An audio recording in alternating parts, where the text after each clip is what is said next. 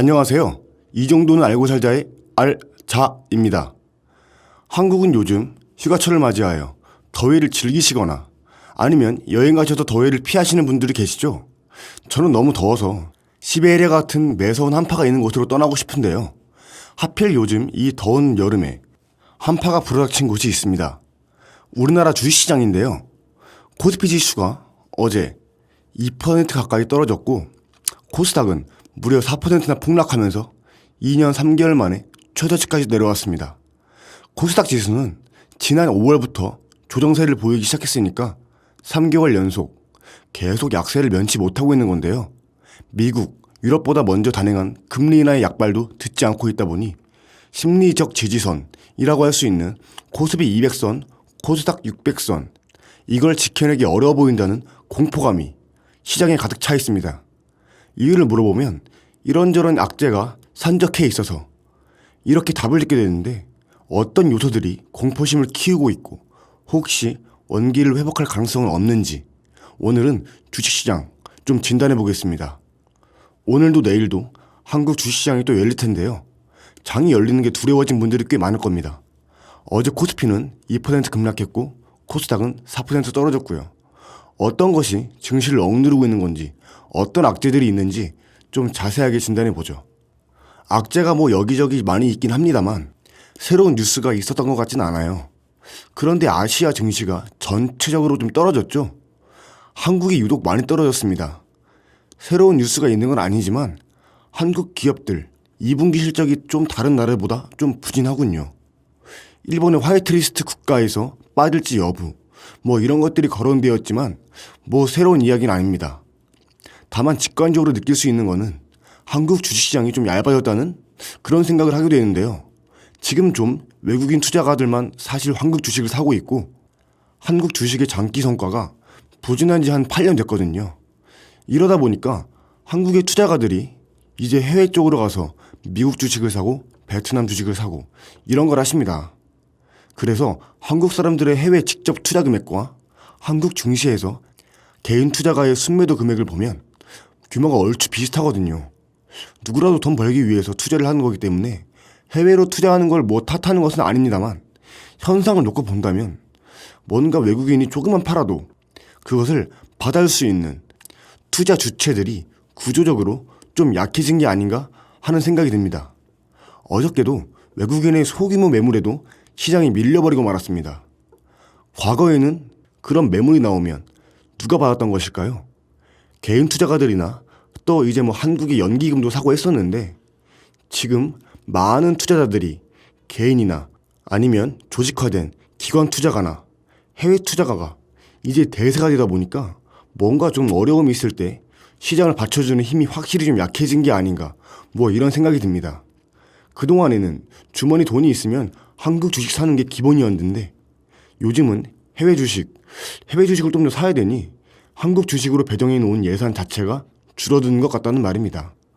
예전에는 좋으나 나쁘나 한국 주식에서 대안을 찾는 돈이 있었다 그러면 현재는 옵션이 많아지다 보니 상대적으로 수급의 구조가 해외 투자가 늘어나는 과도기에 있다 보니 한국 증시에 불리하게 작용하는 것 같습니다.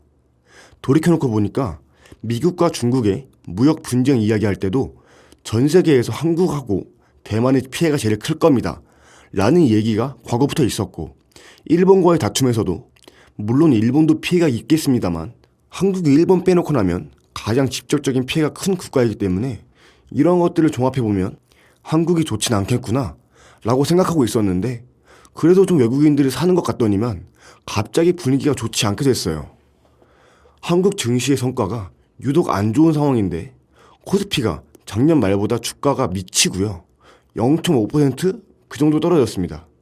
코스닥은 8% 정도 떨어졌는데 지금 계속 무역 분쟁하고 있는 미국은 20%, 중국 상해도 한 17% 올랐고 대만도 한 11% 정도 올랐습니다.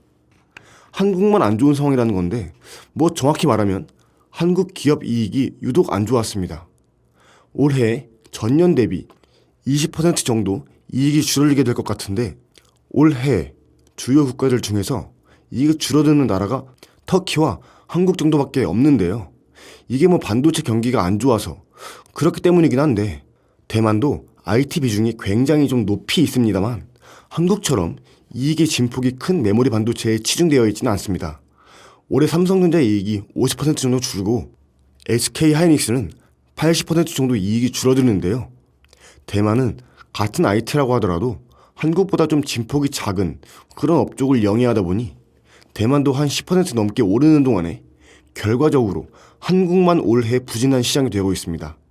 삼성전자, 하이닉스 반도체에서 벌어들이는 돈의 규모가 크다 보니까 그쪽에서 흔들리면 평균을 구했을 때 당연히 많은 데로 갈 텐데 반도체를 제외한 다른 회사들의 실적도 꽤 안 좋을 듯 합니다. 올해 시장 전체 이익이 20% 정도 줄어든다는데 뭐 이제 하이닉스 80% 이상 이익이 줄어들기 때문에 반도체가 압도적이고 다른 쪽도 썩 좋진 않지만요. 이 정도로 볼 수 있을 것 같습니다. 다른 쪽 업종에서도 그래도 반도체가 좀 괜찮은데 같이 내리거나 왜 이 업종은 안 사지? 라고 할 만한 그런 아쉬운 업종은 없을까요? 업종으로 말하기는 좀 어렵습니다. 최근에 주가가 많이 떨어지면서 개별 종목으로 보면 좀 싸 보이는 종목들 배당을 한 3% 정도 받으면서 좀 시간을 두고 투자할 만한 종목들은 눈에 띄기 시작한 상황입니다. 코스닥 시장이 유독 더 나빠지는 것을 어떻게 해석하고 있을까요? 성장주 시장이라는 것 자체가 일종의 컨셉을 사고 파는 시장입니다. 개념 주식 이렇게 말하고 싶은데 얼마 전까지 바이오가 좋았죠. 바이오 업체들이 앞으로 돈을 얼마나 벌지 사실 이런 것들을 애널리스트가 계측하기가 힘듭니다. 다만 세상의 변화가 이쪽으로 가는 거니 그런 어떤 컨셉을 주고 주식을 사는 거죠. 과거에 닷컴 버블도 그랬었고요. 하지만 현재 코스닥 시장은 IT 중심의 시장이 아니라 바이오 중심의 시장으로 이제 완전히 바뀌어 버렸는데요. 최근 바이오와 관련한 여러 가지 스캔들이 나오면서 시장이 힘을 못 쓰고 있었는데 4차 산업혁명을 소위 주도한다고 하는 아마존 같은 기업이 결국 닷컴 버블 때부터 지금까지 성장한 기업으로 성공한 기업이 되었는데요. 닷컴 버블 때 아마존의 주가의 정점이 106달러까지 올라갔었는데 닷컴 버블이 붕괴되는 국면에서는 6달러까지 떨어졌습니다.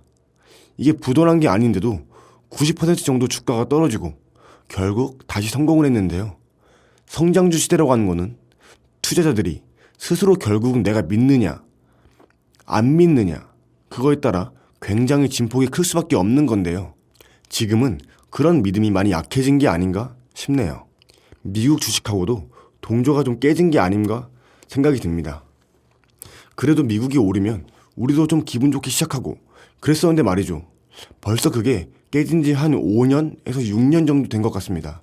이제 세계 경제가 같이 돌아간다기보다는 그야말로 각자 도생의 세상이 된 것 같고 그러다 보니까 미국 한 2015년부터 계속 상한가를 경신하고 있었는데 한국의 경우에는 8년째 박스권에 머물러 있다 보니까 미국과는 완전히 벌어졌고 좀 크게 보면 중국 경제 의존도가 높았던 나라들이 대체로 좋지 못합니다.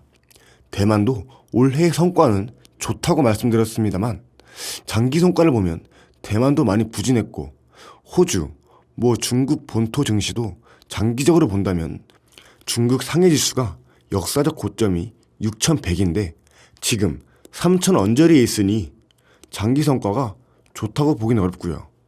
길게 보면 중국 경제에 대한 노출도가 많았던 시장들이 부진한데 한국도 그런 범주 안에 좀 속하는 것 같습니다. 이번 달 말인가요? MSCI 신흥국 지수라고 하는 지수 안에 원래 우리나라가 꽤 들어가 있었는데 중국이 새로 편입되면서 그러면 한국 주식을 좀 팔고 중국 주식을 담아야 되는 그럼 투자자들이 좀 유치가 되려나? 어쨌든 아마 올 봄에도 그런 이슈가 한번 있었다가 그것 때문에 한국의 주가가 꽤 밀렸던 경험이 있죠. 이게 8월의 이슈죠. 중국의 비중이 높아지는 거죠. 그렇게 되면 한국의 비중은 또 자연스럽게 떨어지기 때문에 전체적으로 신흥국으로 들어오는 돈의 규모가 많다 그러면 중국을 사면 되는데 지금 신흥국 쪽으로 글로벌 투자 자금이 잘 들어오고 있지 않기 때문에 한국 쪽을 팔고 중국 쪽을 사는 그런 결과가 나올 가능성도 있다고 생각이 듭니다. 이게 주식시장을 꼭 끌어올려야 하는 게 목표는 아닙니다만 뭔가 좀 대책을 세울 만한 다른 정책 그런 카드가 없을까요? 경제 개방도가 너무 커서 정책으로 하기에는 힘듭니다만 한국 사람들이 한국 주식을 안 하는 게 어쩔 수 없다 그러면 장기 투자자에 대한 세제 혜택, 주식을 오래 들고 있는 분들, 이게 조금 구태하긴 합니다만 예전에 있던 제도들도 다시 한번 생각해 볼 만한 그런 시점이 아닌가 생각됩니다. 국내 주식 투자를 많이 하던 분들이 해외 투자로 많이 빠져나간 점이 기본적인 수요층을 많이 줄인 최대 원인으로 작용한 것 같다. 그렇게 볼 수 있겠군요. 한국 중시를 떠나 해외에서 대안을 찾고 있는 한국의 투자가분들이 다시 돌아올 수 있는 방법을 강구해 봐야겠군요. 상당히 과거에는 겪지 못했던 다양한 조건들이 또 우리에게 닥치고 있죠. 잘 극복해 나가셔야 될 것 같습니다. 이상 알자였습니다. 오늘 하루도 파이팅입니다.